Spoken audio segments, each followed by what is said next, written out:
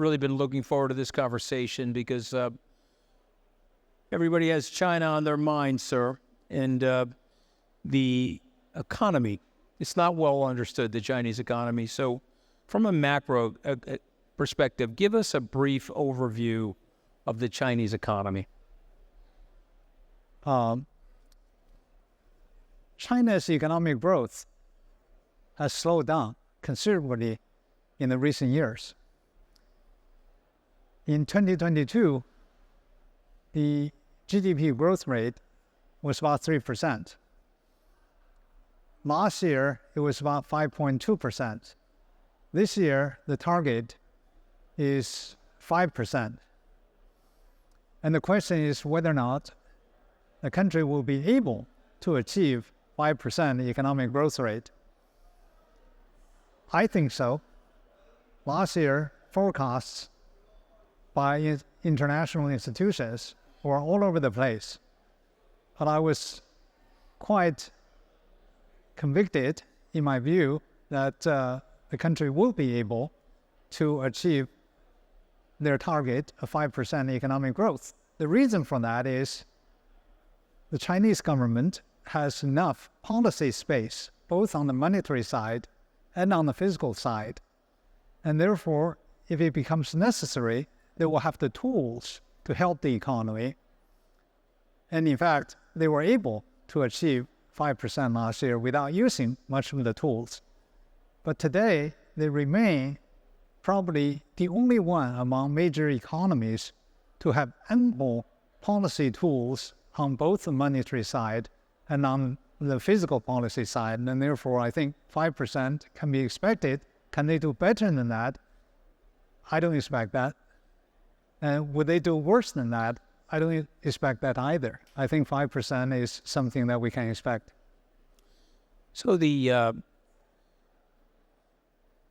my lifetime, 36 years on Wall Street, I would say for the first 26 years, very friendly dynamic between the Chinese government and the U.S. government. And I think the apex, the top of that was during the years where President Clinton made the decision to bring China, alongside of the other Western countries, but was really driven by the United States to bring China into the World Trade Organization. 2001. 2001. And then I think there was a period of time, maybe a decade plus, where it was still generally a very good relationship. And now there's more tension. President Trump imposed some tariffs. President Biden now has added some tariffs. Tell us about the history of this relationship from your perspective, and where do you think things are now? Well, in modern times, the U.S.-China relationship really started in 1971, when Henry Kissinger first visited, followed by President Richard Nixon's visit in 1972. And the two countries normalized diplomatic relationship in 1979, January the 1st, under Jimmy Carter's administration and Deng Xiaoping in China. That was also a time when China embarked upon the so-called economic reforms, which is really market-oriented reforms, an open-door policy. And that was when China opened the door to international trade, exchanges of personnel. 1979 was when diplomatic relationship formally was established, and I came to this country in 1980. So for a long period of time, American policy had been engagement. And of course, China's policy was to open door. So there was increasing trade volume between the two countries. In fact, even before 2001, when China entered WTO, in 5 years, China's trade or exports to the United States doubled in 5 years. And of course, after that, it went up very, very quickly. I think that around 2010, when the Chinese economy became getting closer to the economic size of the United States, America started to become wary of China. I believe that the United States is very much used to being number one economically in the world, is economic dominance. And therefore, when a country is much smaller and weaker, I think there's a lot of tolerance and engagement with the view. I'm not talking about politics and whether or not engagement will lead to more liberal tendencies on the political side, but engagement was beneficial to both countries. And I think it increasingly became clear that China was becoming a peer competitor of the United States. I think that's when America became quite worried. Of course, there's also the issue of trade deficit on the side of the United States, and that's when the Trump administration imposed a trade war, which is lasting towards today. I believe that the relationship is not going to get better because China's economic growth will continue, and therefore it will increasingly become an economic threat to the dominance of the United States. So we need to watch for tougher times ahead. With regard to this new round of trade tariffs on Chinese imports, particularly in EVs and solar panels and so forth, lithium batteries, I think the impact on either country will be relatively small because those tariffs affects about 4% of Chinese exports to the United States, 0.5% of China's total exports. So it's not going to have much impact on Chinese exports. And in fact, studies will show by Peterson Institute and other institutions that in the past 5 years, much of the tariffs imposed on Chinese goods are borne by American consumers, and therefore contributing to the inflation rate to this country. And the truth of the matter is, China today produces about 80% of all the lithium batteries in the world, and about 80% of all the solar panels in the world. So America hardly produces anything in this regard. So you impose 100% tariffs, that simply means that American consumers will have to pay more for those products. Well, yeah, I think that's one of the things about these tariffs. They symbolize a punishment of the other nation, but is actually a tax on a nation's citizenry. And I guess the broader question is, do you see this tipping over into more hostility? And what would that mean for the United States, where the preponderance of lithium batteries are produced in China, but also the rare earth minerals? The Chinese have over an 80% of the market share in rare earth minerals. So should we in the United States be worried about that? I think you probably should. And the reason for that is, of course, if you look at the economic relationship between the two countries, America is the one which has imposed a number of export restrictions on exports to China. For example, in semiconductors, especially advanced chips. And this is a part of the trade war. So it's between big powers, it's tit for tat. You impose trade tariffs on me, and I would impose tariffs on you. It's retaliation, right? But I would think that typically when you embargo the exports of something to a particular country, there are two effects. One is, of course, you do some damage to the importing country. On the other hand, you provide very powerful incentives for that country to develop substitutes. For example, if China should withhold exports of rare earth minerals to the United States, of course, the United States will make efforts to find substitutes. So in the long run, I don't think either country can stop the other country from having what they need for their economic growth.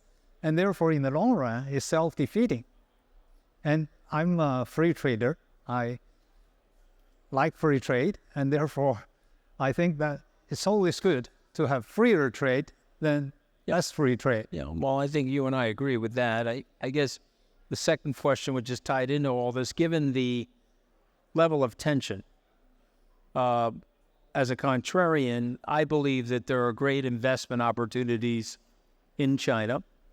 Do you believe that? And if you do, where are those investment opportunities, and what should Americans be thinking about as it relates to Chinese investments? My firm is private equity firm.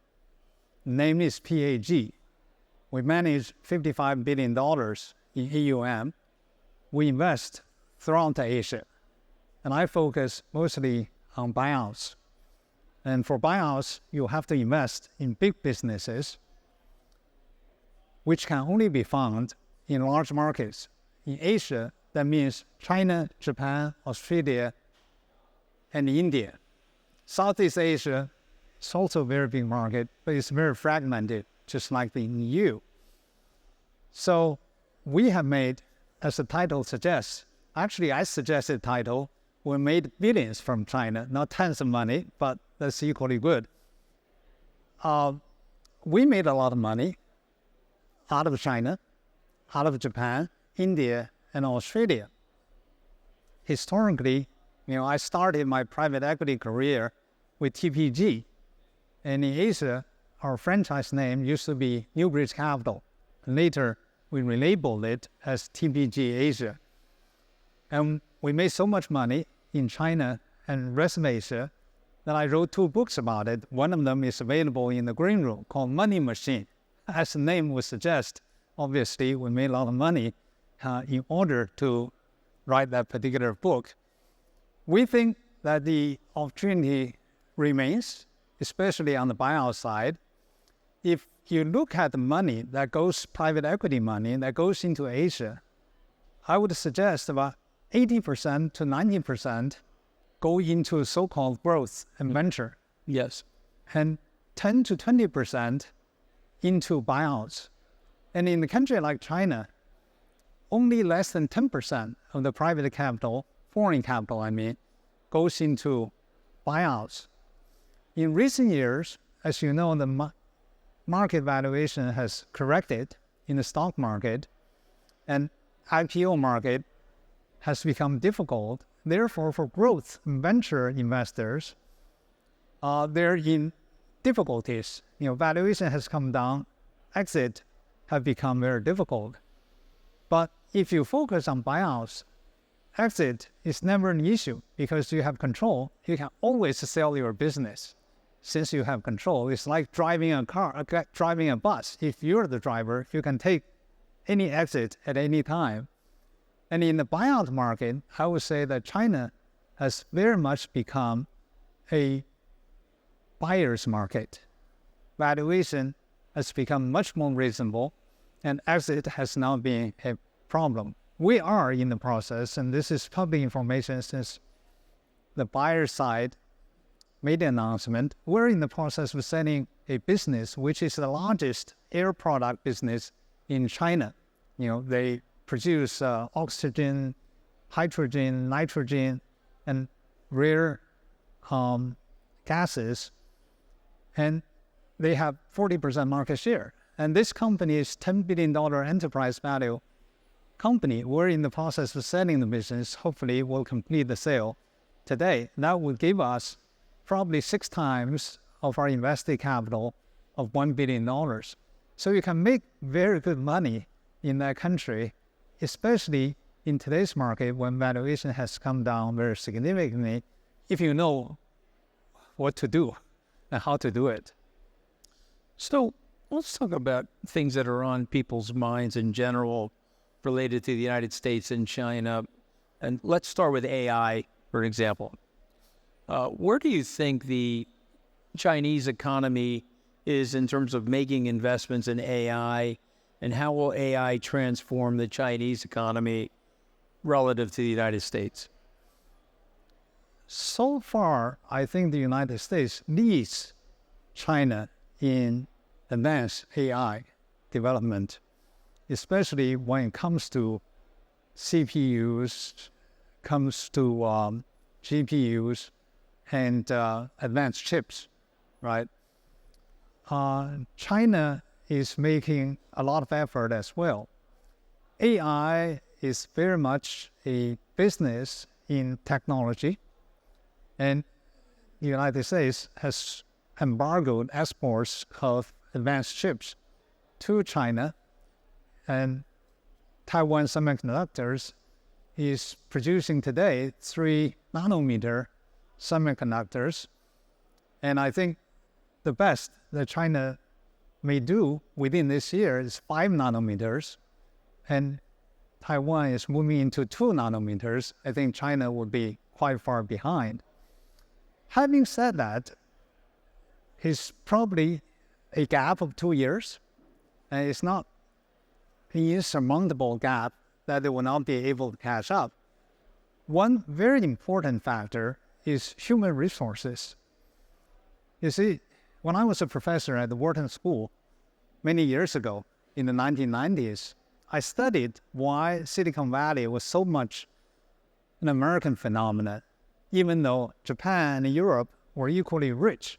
And I came to the conclusion that there were some necessary conditions for a country to become a technology hub. Talent, concentration of research institutions, a lot of capital, manufacturing capabilities, massive market. America was the only one to have all the 5 conditions at the same time, and China didn't have many of those conditions. But today, China does have all the 5 necessary conditions. First, with regard to talent, going back to AI, New York Times just 5 months ago published an article to say that in this country, top AI talents, 38% were trained by Chinese universities in China and then came to the United States. 17% are trained, sorry, I got it wrong. 50% of all the AI talents in this country were trained by Chinese universities, 17% trained in the United States. Right. And the top AI talents in American companies, 38% were trained in Chinese universities, and 37% were trained in American universities. That statistics suggests that China has the ability to produce talent, and America has the ability to attract talent to this country. Mm-hmm. So they will continue to compete in the years to come. There's demography in China now that we're observing, where the one-child policy has now had an impact on the demographic growth, and if you look at the dashboard of demography, it's a little upside down now in China. Do you think that will curb growth? Do you think that will offer an opportunity for immigration into China? Or what do you think the government will do as it relates to that policy? Demographics is an issue for China. Population used to be considered to be a liability in China, and that's why they imposed birth control and one-child policy. Mm-hmm. Now, all of a sudden, population has become an asset. And everybody is worried about the population peaking. I think the population peaked last year, and the decline population, what that would do to economic growth. If you just look at the Western Hemisphere, this part of the world, in Latin American countries, they used to be the darlings of growth economists in 1980s or 1970s. Yep. And Latin American countries stopped growing because they got into the so-called middle income trap when the increase in inputs like people, capital, and resources plateaued. And that was the middle income trap. And the question is, as the Chinese population plateaus, whether or not China will get into a middle income trap. It doesn't seem to be the case.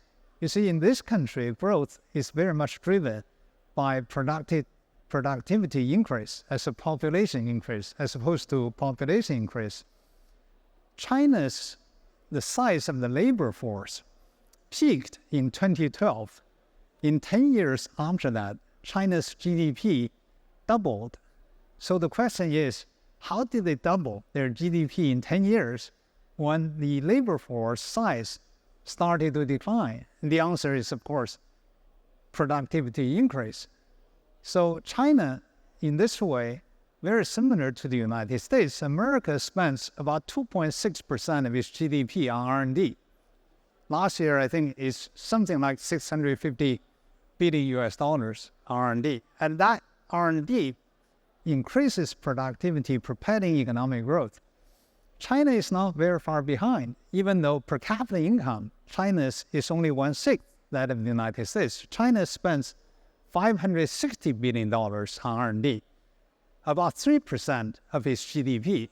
In terms of GDP percentage, even higher than the United States. That's why if you talk about tech scenes, America and China, Silicon Valley and Shenzhen, right? It is the productivity increase that would assure economic growth going forward, and that would allow a country to jump across this middle income trap.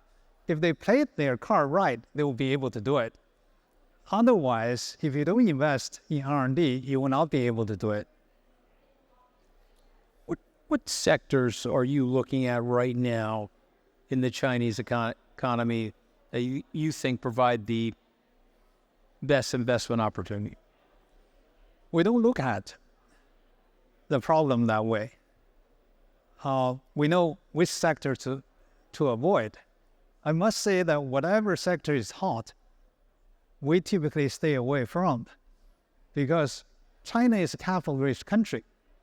In the words of Martin Wolf of the Financial Times, when it comes to the savings rate, China is in a league of its own. In this country, at the best of times, household savings rate is probably single-digit percentage of GDP. And China's savings rate, household savings rate, has been about 45 to 50% of GDP year after year after year. And in macroeconomics, savings rate is roughly equal to investment rate. Right. So they have been able to invest so much in fixed asset investments, propelling economic growth. The problem is, whatever sector is hot, everybody wants to do the same thing, like EV today. And therefore, the profit margin becomes very thin. But this model of propelling economic growth with investments is not sustainable, because as the Chinese population ages, the savings rate will drop. And China's consumption, private consumption as a percentage of GDP, is far behind that of the United States at 40% of GDP. America is 68%. So China has to shift its growth model away from investments to private consumption. And they have been doing that too slowly, but slowly, surely in this direction. So we invest in leading businesses which cater to private consumption. That's it. We have invested in a number of big businesses. For example, we have recently announced investing to buy 60% controlling stake in the largest shopping mall manager in the country, Right. for about $8 billion US dollars. Now, this company manages 496 shopping malls across the country. The second largest in the world is called Simon Properties in this country. Sure. In terms of floor space, it's half the size of this company that we manage in China.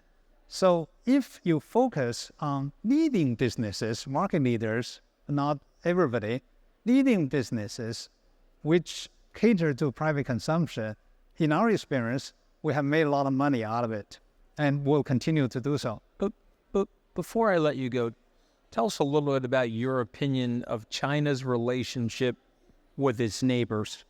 And how do you think that shapes up over the next 5 years? Yes. Neighbors really meaning other Asian countries.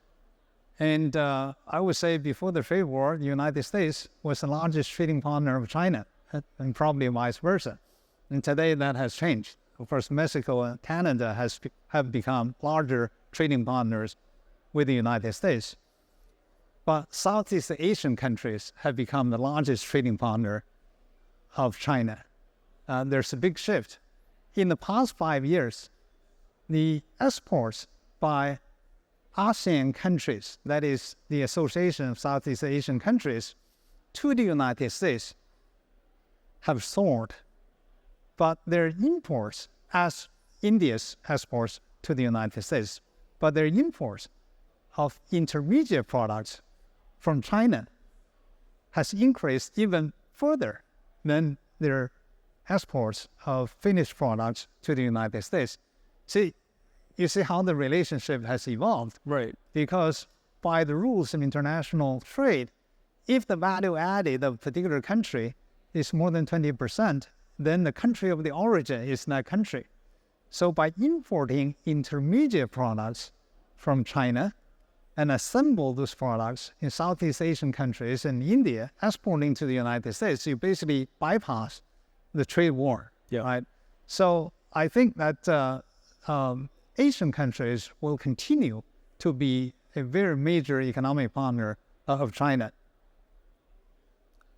Well, it's been great to spend time up here with you. Thank you very much, ladies and gentlemen. Thank you.